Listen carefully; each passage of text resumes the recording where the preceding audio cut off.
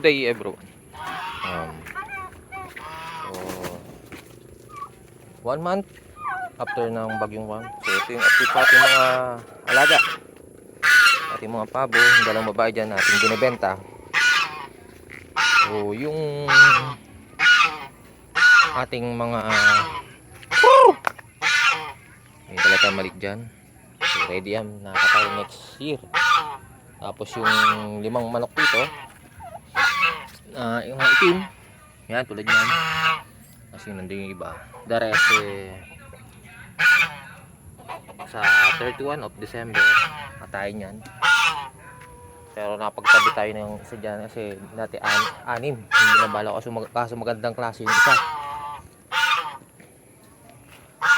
So yung ating kambing, yan yung update ever since nung bagyo. Ito yung ating kambing, si Dagol, lumakalaki na siya. Lapad, yan yung pangangatawan. Yan, Dagol. Si Brenda, yan. So December 19, tingin ko mga anak na yan. Yan o, lobong-lobo na yung kanyang, pero busog kasi yan yan, kinakain nila yan. Dami na nakain ito Medyo madumi lang dito, hindi ko pa nilinis kasi nakaraan umuulan. So ginagawa ko pag ganun, dito lang sila nakakulong. So yung 10 na actually siyam na Rhode Island Red, kasi 12 yun. Yung ating yung isa may halong namatayan tayo ng dalaw dahil yung parang na-vlog ko na yun. Tapos pero hindi pa yun ng bagyong Juan. Tapos ito yung bagyong Juan, may bumili sa atin na taga Pamplona, mag-asawa tayo.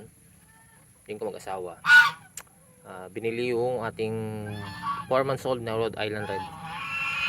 So kaya halos wala na tayong Rhode Island Red dito. Meron isang nakulong na lalaki, gagawin natin breeder yun. Tingin ko maganda nga yung pangatawan, pero pag hindi, bibenta natin yun. Matanda yung tatay niya so kailangan natin magtira na mag-iwan ng lalaki.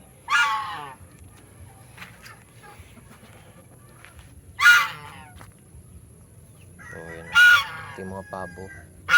Yung isang pabo hindi naglilimlim, pero may nangitlog dito, hindi ko alam kung ito uling nangitlog. Dalawa so na may mga na-incubate naman tayo ng mga pabo, tapos mga manok sa lahi naman ng ating ayam si Manny. So next batch ng Rhode Island Red, baka next year na kapagpasok ng taon, magpapapisa ulit tayo ng mga Rhode Island Red. So ayun, update. Medyo hindi pa natin magagawa yung kulungan. Yan ito, sira-sira na yun pero at least ito nakakasilong pa rin din natin mga alaga. So ayun lang po yung update sa ating mga alaga. Tapos yung Bengala nandiyan pa rin, buhay na buhay sila. So may naglilimlim pa lang dyan hanggang sa 7, 3 yung papisa na sa 16, 4 yung aksidente na yung dalawa ay napisa, yung dalawa hindi ko alam ba't biglang nawala. Hindi ko alam kung may pumasok dito at kinuha, siguro ng aso. So ayun, so waiting tayo ng mga anak yung gansa natin, mapisa yung itlog ng gansa. Tapos yung iba-vlog natin next video. So as of now, yun ang po yung update sa ating Mark and Tin backyard farming. So meron po tayong dalawang pabo na binibenta, dalawang babae dyan. Ayan lang yung releasing natin. The rest baka by next year na uli. So yun lang po, maraming salamat.